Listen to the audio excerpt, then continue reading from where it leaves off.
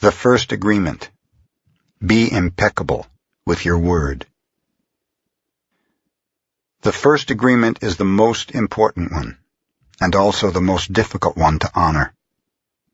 It is so important that with just this first agreement, you will be able to transcend to the level of existence I call heaven on earth. The first agreement is to be impeccable with your word. It sounds very simple, but it is very, very powerful. Why your word? Your word is the power that you have to create. Your word is the gift that comes directly from God.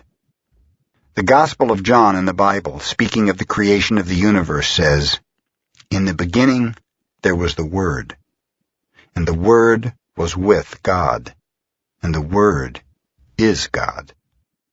Through the Word you express your creative power. It is through the Word that you manifest everything. Regardless of what language you speak, your intent manifests through the Word. What you dream, what you feel, and what you really are will all be manifested through the Word. The Word is not just a sound or a written symbol. The Word is a force. It is the power you have to express and communicate, to think, and thereby to create the events in your life. You can speak. What other animal on the planet can speak? The Word is the most powerful tool you have as a human. It is the tool of magic. But like a sword with two edges, your word can create the most beautiful dream, or your word can destroy everything around you. One edge is the misuse of the word, which creates a living hell.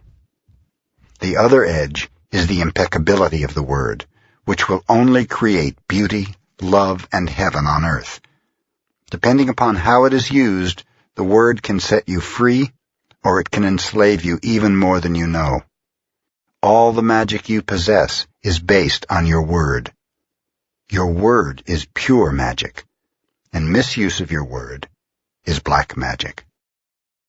The word is so powerful that one word can change a life or destroy the lives of millions of people. Some years ago, one man in Germany, by the use of the word, manipulated a whole country of the most intelligent people. He led them into a world war with just the power of his word. He convinced others to commit the most atrocious acts of violence. He activated people's fear with the word, and like a big explosion there was killing and war all around the world. All over the world, humans destroyed other humans because they were afraid of each other. Hitler's word, based on fear-generated beliefs and agreements, will be remembered for centuries. The human mind is like a fertile ground where seeds are continually being planted. The seeds are opinions, ideas, and concepts. You plant a seed, a thought, and it grows. The word is like a seed, and the human mind is so fertile. The only problem is that too often it is fertile for the seeds of fear. Every human mind is fertile, but only for those kinds of seeds it is prepared for. What is important is to see which kind of seeds our mind is fertile for, and to prepare it to receive the seeds of love. Take the example of Hitler. He sent out all those seeds of fear, and they grew very strong, and beautifully achieved massive destruction. Seeing the awesome power of the word, we must understand what power comes out of our mouths. One fear or doubt planted in our mind can create an endless drama of events. One word is like a spell, and humans use the word like black magicians, thoughtlessly putting spells on each other. Every human is a magician, and we can either put a spell on someone with our word, or we can release someone from a spell.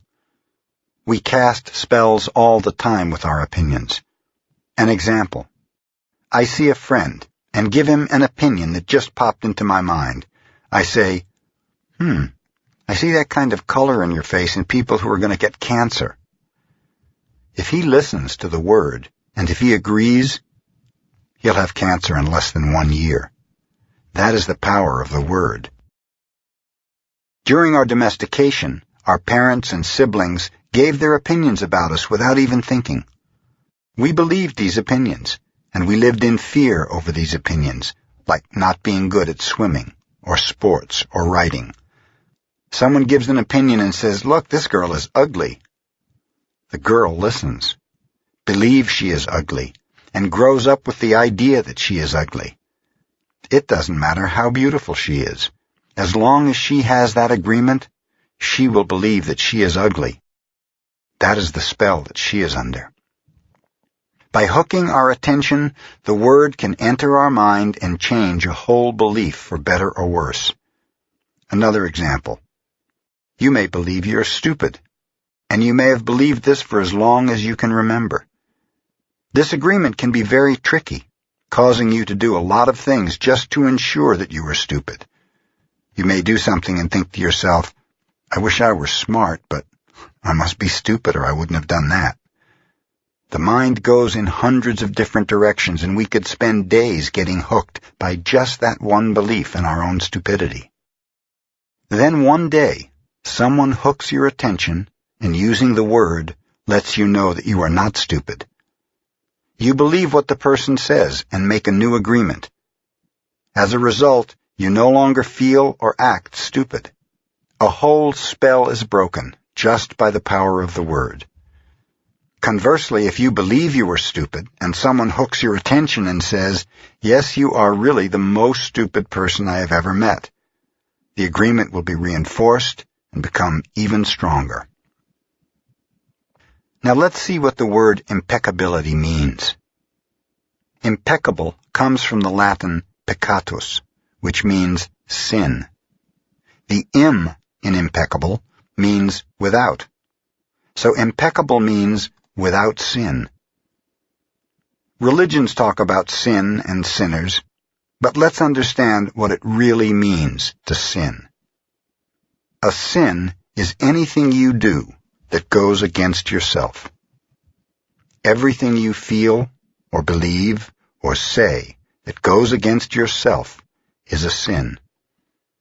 You go against yourself when you judge or blame yourself for anything.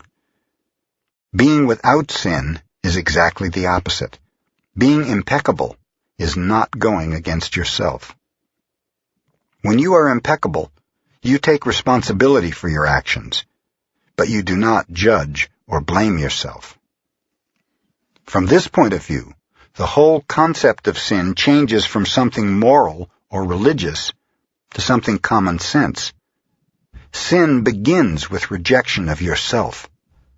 Self-rejection is the biggest sin that you commit. In religious terms, self-rejection is a mortal sin, which leads to death. Impeccability, on the other hand, leads to life.